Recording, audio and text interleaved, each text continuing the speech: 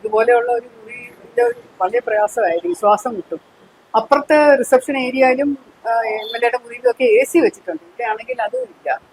അപ്പൊ അതൊക്കെ കൊണ്ടുവരും, എ സി എന്തെങ്കിലും ഉണ്ടായിരുന്നെങ്കിൽ കുറച്ചും കൂടെ സൗകര്യമായിരുന്നു. മാഡം ഒഴിഞ്ഞു തരണമെന്ന് ആവശ്യപ്പെട്ടിട്ടില്ല കാരണം എൻ്റെ പ്രസൻസിലാണ് മാഡം സംസാരിക്കുന്നത്. എനിക്ക് ആ മുറികൾ കിട്ടിയാൽ കൊള്ളാം, അത് ക്രമേണ ആലോചിച്ച് പറഞ്ഞാൽ മതി, സമയമെടുത്ത് പറഞ്ഞാൽ മതി എന്നാണ് പറഞ്ഞത്. അല്ലാതെ ഒഴിഞ്ഞു തരണമെന്ന് വാക്കേ ഉപയോഗിച്ചു.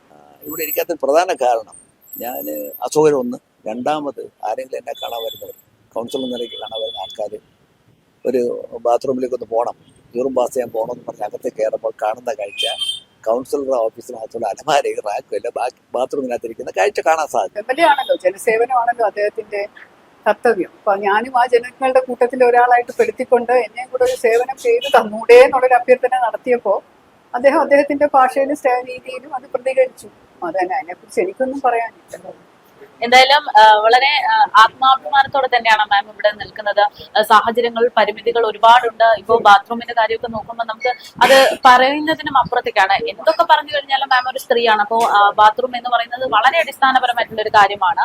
അപ്പോൾ ആ ഒരു സാഹചര്യത്തിലാണ് ഇങ്ങനെയുള്ള ഒരു അവസ്ഥയിൽ ഒരു ഓഫീസ് റൂം തയ്യാറായിരിക്കുന്നത്. പക്ഷെ ഇതിലൂടെയൊക്കെ തളർത്താമെന്ന് കരുതുന്നുണ്ടെങ്കിലും അതൊന്നും അങ്ങനെയൊന്നും തളരുന്ന ഒരാളല്ല എന്ന് നമുക്ക് വ്യക്തമാണ്. ഇപ്പോ മുൻ കൗൺസിലർ കൂടെ ഇപ്പോ ശ്രീലേഖ മാമിനെ കണ്ടോണ്ടിരിക്കുന്ന ഒരു ദൃശ്യമാണ് നമ്മളിപ്പോൾ കാണുന്നത്. എന്തായാലും സാറിനോട് കൂടെ ചോദിക്കാം, എന്താണ് ഈ ഒരു നടപടിയെ നോക്കി കാണുന്നത്?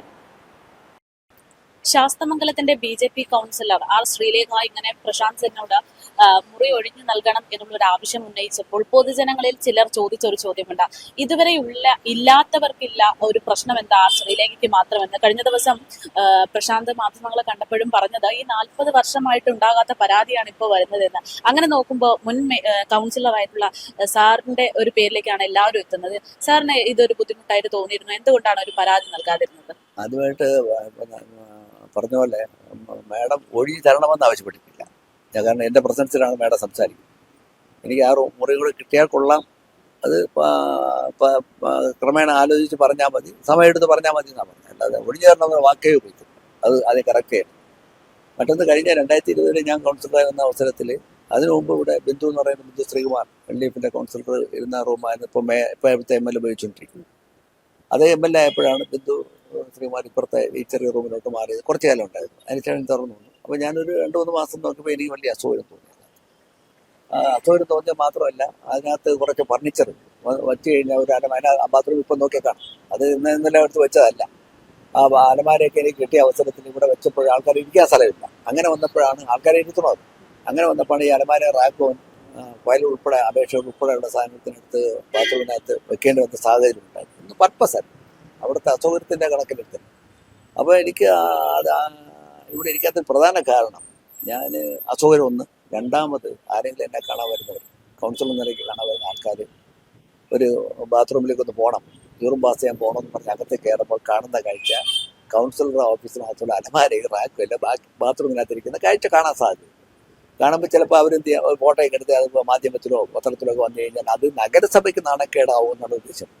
നഗരസഭ എനിക്കല്ല, കൗൺസിലർ നിലയ്ക്ക് എനിക്ക് നാണക്കേട് അതല്ല. പക്ഷേ അതിനേക്കാൾ ഉപരി തിരുവനന്തപുരം നഗരസഭയ്ക്കുണ്ടാകുന്ന നാണക്കേട് മനസ്സിലാക്കിയാണ് ഞാനിത് സ്വയം പിൻവലിഞ്ഞ്, അസൗകര്യം വളരെയധികം അസൗകര്യം ഉണ്ടെങ്കിൽ തന്നെയും സ്വയം പിൻവലിഞ്ഞ് ഞാൻ എൻ്റെ ആവശ്യമുള്ള സാധനങ്ങൾ, ഫോമായാലും ശരി, അപേക്ഷകളായാലും ശരി, അതോടൊപ്പം തന്നെ ലെറ്റർ പാഡ്, സെയിൽ ഉൾപ്പെടെയുള്ള സാധനം, അത്യാവശ്യമുള്ള സാധനങ്ങൾ, ഫസ്റ്റ് എയ്ഡ് ബോക്സ് ഉൾപ്പെടെയുള്ള സാധനം എൻ്റെ ആക്റ്റീവ സ്കൂട്ടറിൽ ഞാൻ സൂക്ഷിച്ചാണ്. എല്ലാ ആൾക്കാരെയും പരാതിയുടെ ഈ 5 വർഷക്കാലം, 4-4.5 വർഷക്കാലം, ഒരു 6 മാസത്തോളം ഞാൻ ഇവിടെ ഇരുന്നതാണ് ഞാൻ മനസ്സിലാക്കുന്നത്. 4-4.5 വർഷക്കാലം ആൾക്കാരുടെ എല്ലാ ആവശ്യങ്ങളും ഒരു പരാതിക്കിട വരാതെ ഞാൻ എല്ലാ ആൾക്കാരുടെയും കാര്യങ്ങൾ ചെയ്തു കൊടുക്കാൻ വേണ്ടി പോയത്. ഞാൻ ആദ്യം പറഞ്ഞു, അസൗകര്യമുണ്ട് ഉണ്ടായിരുന്നത് കണ്ടെത്തിക്കൊണ്ട് ആ കണ്ടതിന്റെ അടിസ്ഥാനത്തിലാണ് ഞാൻ പുറത്തേക്ക് എൻ്റെ ഓഫീസുമായിട്ട് ഞാൻ പുറത്തേക്ക്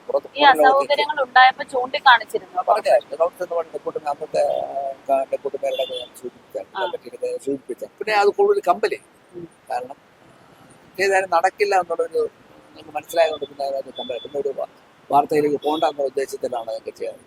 പക്ഷേ ശ്രീലേഖ മാഡം കൗൺസിലറായിട്ട് വരുമ്പോൾ ആദ്യം ശ്രീലേഖ മാഡമല്ല, ഒരു വനിതാ കൗൺസിലറായിട്ട് വരുമ്പോൾ അതിൻ്റെതായ പ്രായോഗിക ബുദ്ധികൾ നിരവധിയുണ്ട്. അപ്പോൾ മാഡം സ്വാഭാവികമായിട്ട് അദ്ദേഹത്തിന് തൻ്റെ ഒരു മകനെ പോലെ അല്ലെങ്കിൽ തൻ്റെ ഒരു സഹോദരൻ്റെ തുല്യനായിട്ട് ഒരു സൗഹൃദ സംഭാഷണം നടത്തിയതിനാണ് ഇത്രയും വിവാദമാക്കുന്നത്. മാഡം ഒരു കാരണവശാലും മാഡം ഒഴിഞ്ഞു തരണമെന്ന് ആവശ്യപ്പെട്ടിട്ടുണ്ട്. കാരണം ഞാൻ പ്രസിഡന്റാണ്, ഞാനും പ്രസിഡന്റാണ്, മാഡത്തിൻ്റെ ഹസ്ബൻഡ് പ്രസിഡന്റായിരുന്നു മാഡം സംസാരിക്കുന്ന അവസരത്തിൽ. അപ്പം മാഡം അങ്ങനെ പറഞ്ഞു, എനിക്ക് പ്രശാന്തിനെ ഇഷ്ടമാണ്, എൻ്റെ മോൻ്റെ കല്യാണത്തിന് ഫുൾ ടൈം ഇവിടെ ഇരുന്ന് എൻ്റെ കൂടെ അവിടെ നിന്നാണ്, അവിടെ എനിക്ക് വലിയ കാര്യമാണ്, എനിക്കതുകൊണ്ട് എനിക്ക് പിന്നെ നമ്മുടെ കാര്യങ്ങളൊക്കെ ഒരുമിച്ച് സംസാരിച്ച് നമുക്ക് വർക്കിൻ്റെ കാര്യം എല്ലാം ഒരുമിച്ച് നമുക്ക് ക്ലിയർ ചെയ്ത് എന്നെ സഹായിക്കുന്നു എന്നൊക്കെ പറഞ്ഞതിന് ശേഷമാണ് മാഡം എനിക്ക് റിക്വസ്റ്റ് ഉണ്ട്, ഇങ്ങനെ എൻ്റെ മുറിയിൽ അസൗകര്യം ഉണ്ടെന്ന് മനസ്സിലാക്കുന്നു, അതുകൊണ്ട് പ്രശാന്തിൻ്റെ റൂമോടെ കിട്ടിയാൽ കൊള്ളാം, അത് ഉടനെ വേണ്ട, അത് ആലോചിച്ച് സമയമെടുത്ത് പറഞ്ഞാൽ മതി, ചെയ്താൽ മതി എന്നാണ് മാഡം പറഞ്ഞത്. മാഡം ഒരു കാരണം ഒഴിഞ്ഞു എന്നുള്ള വാക്ക് ഉപയോഗിച്ചിട്ടേ ഇല്ല, ഉപയോഗിക്കില്ല, അത് വെറുതെ ഒരു പ്രചരണം. അപ്പം ആ ഒരു പ്രചരണമാണ് ഇത്രയും വിവാദങ്ങൾ സൃഷ്ടിക്കാനുള്ള സാഹചര്യം. ഇത് കേരളം ഒട്ടാകല്ല, ഭാരതം ഒട്ടാകെ ഈ ഒരു വാർത്ത പ്രചരിച്ച് കൊണ്ടുപോയിട്ടുണ്ട്. അപ്പോൾ ഇതിനൊരു അവസരം ഉണ്ടാക്കേണ്ടിയിരുന്നില്ല. അപ്പോൾ മാഡം വന്നോ, മാഡത്തിന് സ്വാഭാവികമായിട്ട് ഇത് അസൗകര്യം തന്നെയാണ്. ഇത് നിങ്ങൾ കണ്ടാണല്ലോ, അതിനകത്ത് 2-3 കസേര ഇട്ട് ഇതിൻ്റെ ഇരിക്കാനുള്ള സൗകര്യം. അത് മാത്രമല്ല, ഈ അലമാര എടുത്ത് മേലെ അലമാര റാക്കോ എടുത്ത് അകത്ത് വെച്ചാൽ ഓരോ സാധനം എടുക്കണമെങ്കിലും ആ ബാത്റൂമിനകത്ത് ഇറങ്ങിയാൽ എടുക്കാൻ, അവിടെ ഇറങ്ങിയാണ് പോകുമ്പോൾ ഡോക്യുമെന്റ്സ് ഒക്കെ സൂക്ഷിക്കുക, അത് അകത്ത് ഇറങ്ങിയാൽ എടുക്കാൻ പറ്റും. അപ്പോൾ അതൊരു പ്രായോഗിക ബുദ്ധിമുട്ട് മാത്രം, അതൊരു നല്ല രീതിയല്ല. അതുകൊണ്ടാണ് മാഡം അത്തരത്തിലൊരു ആവശ്യം അഭ്യർത്ഥന രൂപത്തിൽ അദ്ദേഹത്തോട് അഭ്യർത്ഥിക്കുകയാണ് ചെയ്തത്. ഇതിപ്പോ നമ്മൾ സാധാരണഗതിയിൽ ഒരു ഓഫീസിലെ ഒരു വർക്ക് ചെയ്യണമെങ്കിൽ നമുക്ക് മെന്റലി ഓക്കെ ആയിരിക്കണല്ലോ. ഇതിപ്പോ കയറി ചെല്ലുമ്പോൾ തന്നെ പ്രത്യേകിച്ച് ഇങ്ങനെ ഒരു വിവാദം കൂടെ ഉണ്ടായപ്പോൾ പരസ്പരം ഒന്ന് മുഖത്ത് നോക്കാൻ പോലും ഭയക്കുന്ന, അല്ലെങ്കിൽ ഒരു മടി വരുന്ന ഒരു സാഹചര്യത്തിലേക്ക് കൂടെയല്ലേ പോകുന്നത്. അപ്പോൾ ഇവര് മാറിയില്ല എന്നുണ്ടെങ്കിൽ ബുദ്ധിമുട്ടാവില്ലേ മുന്നോട്ട്? ഇപ്പൊ നമ്മള് ഇതിനകത്ത് അദ്ദേഹം പറഞ്ഞിരിക്കുന്നത് മാഡം മനസ്സിലാക്കിയത് മാർച്ച് വരെ സമയമുണ്ടെന്ന് പറയുന്നു. നമുക്ക് ഇതിനകത്ത് മാഡത്തിന് ഇദ്ദേഹത്തെ ഒഴിപ്പിക്കണമെന്നുള്ള ആഗ്രഹമൊന്നും ഇല്ലെന്നാണ് ഞാൻ മനസ്സിലാക്കുന്നത്. മാഡത്തിന് സൗകര്യപ്രദമായിട്ടുള്ള ഒരു റൂം ഇല്ലാത്തത് കൊണ്ടൊരു ഒരു ആവശ്യം ഉന്നയിച്ചെന്നുള്ളത്, അല്ലാതെ ഇവിടെ ആരെ ഒഴിപ്പിക്കാനോ അല്ലെങ്കിൽ മറ്റു കാര്യത്തിനൊന്നും മാഡം തയ്യാറല്ല. ഒഴിപ്പിക്കണമെന്നോ എന്ന വാക്കുകൾ മാഡം സൂചിപ്പിക്കുന്നില്ല. അസൗകര്യം തന്നെയാണ്, അത് ഞാൻ മനസ്സിലാക്കി. ഞാൻ കൗൺസിലറായിരുന്ന അവസരത്തിൽ മനസ്സിലാക്കിയിട്ടുണ്ട്. ആ ബിന്ദു കൗൺസിലറായിരുന്ന അവസരത്തിൽ എങ്ങനെയാണെന്ന് എനിക്കറിയില്ല. ഞാൻ കൗൺസിലറായിട്ടപ്പോൾ എനിക്ക് അസൗകര്യം ഉണ്ടായി. അതുകൊണ്ടാണ് ആ അസൗകര്യം വരുന്ന ആൾക്കാർ എടുത്തത്. ഇവിടെ 16 റെസിഡൻസ് അസോസിയേഷൻ, 16 റെസിഡൻസ്, അതിൻ്റെ ഭാരവാഹികൾ 2 പേര് വെച്ച് 4 പേർക്ക് വന്നാൽ പോലും 4 അസോസിയേഷൻ ദിവസം 2 പേര് വന്നാൽ പോലും 8 പേർക്ക് ഇരിക്കാനുള്ള സൗകര്യം കത്തില്ല.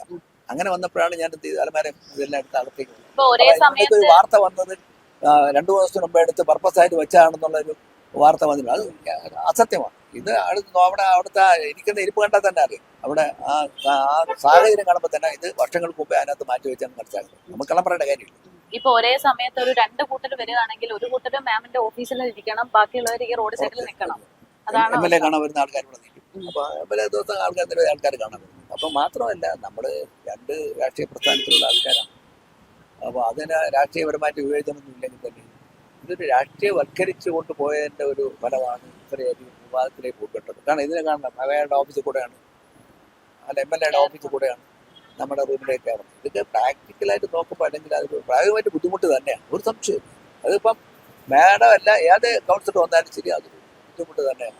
അങ്ങോട്ട് നിന്ന് തിരിയാൻ സാധനമില്ല. ഒരാൾ നിന്നാലാണ്ട് ആൾ അങ്ങോട്ട് കടന്നു പോകാനോ ഒരു വനിത വരുമ്പോൾ വേറൊരു ആണുങ്ങൾ അവിടെ നിൽക്കുകയാണെങ്കിൽ മാറി കൊടുക്കാനോ ഉള്ള സാഹചര്യം അവിടെ ഇല്ല, വളരെ പരിമിതമാണ്. എനിക്ക് തോന്നുന്നു 80 സ്ക്വയർ ഫീറ്റിനകത്ത് വരുള്ളൂ, ബാക്കി ബാത്റൂം ഉപയോഗിക്കേണ്ടി വരും. ബാത്റൂം ആ സ്പേസ് എടുത്താലേ. ബാത്റൂമിന്റെ ചിത്രങ്ങൾ പറയുമ്പോഴേ കഴിഞ്ഞ ദിവസം പ്രശാന്ത് ഒരു മാധ്യമ പ്രവർത്തകരെ വിളിച്ചൊരു മീറ്റിംഗ് നടത്തി. അപ്പോൾ ആ മീറ്റിംഗിൽ കുറെ ഫോട്ടോസും കുറെ പോസ്റ്റുകളും ഒക്കെ സ്ക്രീൻഷോട്ട് എടുത്തിട്ടാണ് വന്നിരിക്കുന്നത്. അതിൽ എനിക്ക് പെട്ടെന്ന് കണ്ടപ്പോൾ ഇതുപോലെ ഒരു ബാത്റൂം ആണ് എന്ന് തന്നെയാണ് തോന്നിയത്. അതായത് ഡോക്യുമെന്റ്സ് സൈഡിൽ വെച്ചിട്ടുണ്ട്, ടോയ്ലറ്റ് സൈഡിൽ കാണുന്നതായിട്ടുള്ള ചിത്രമാണ്. പക്ഷെ അതൊക്കെ അടിസ്ഥാനരഹിതമാണ്, ഇവർക്കൊക്കെ എതിരെ പരാതി കൊടുക്കാൻ പോകുന്നു എന്ന് കൂടെ പറയുന്നുണ്ട് അദ്ദേഹം. പരാതി കൊടുത്താൽ യാതൊരു സത്യമായിട്ട് നിലനിൽക്കും. പരാതി ഒന്നും വിഷയമല്ല. നമ്മൾ ഇതെന്നെ ആരും ക്രിയേറ്റ് ചെയ്തതല്ല. ഈ പറഞ്ഞ ഓഫീസ് റൂമിലെ ബാത്റൂമിലോട്ട് മാറ്റിയൊന്ന് ക്രിയേറ്റ് ചെയ്തതല്ല. അത് അസൗകര്യം അസൗകര്യം മനസ്സിലാക്കിക്കൊണ്ട് അതിന് സ്ഥലം കണ്ടെത്താൻ വേണ്ടി, ആ സാധനങ്ങൾ വെക്കാൻ വേണ്ടി കണ്ടെത്തിയ റൂമാണ് ബാത്റൂം എന്ന് പറയുന്നത്. ബാത്റൂമിലേക്ക് മാറ്റാനുള്ള സാഹചര്യം ഇതൊന്നും ആരും സ്വാഭാവികമായിട്ട് ഉണ്ടാക്കിയെടുത്തല്ല, പടച്ച് വെച്ച കാര്യമല്ല. ഇത് അസൗകര്യം തന്നെയാണ്. ആ അസൗകര്യത്തിന് ഒരു അല്പമെങ്കിലും ഒരു ആശ്വാസം കിട്ടാൻ വേണ്ടിയിട്ടാണ് ഈ സാധനങ്ങളെല്ലാം എടുത്ത് കുറച്ച് സ്പേസുള്ള ബാത്റൂമിനകത്ത് വെക്കേണ്ട സാഹചര്യം. ഇതൊന്നും പറയുമ്പോൾ അതൊക്കെ വെറുതെ പറയും.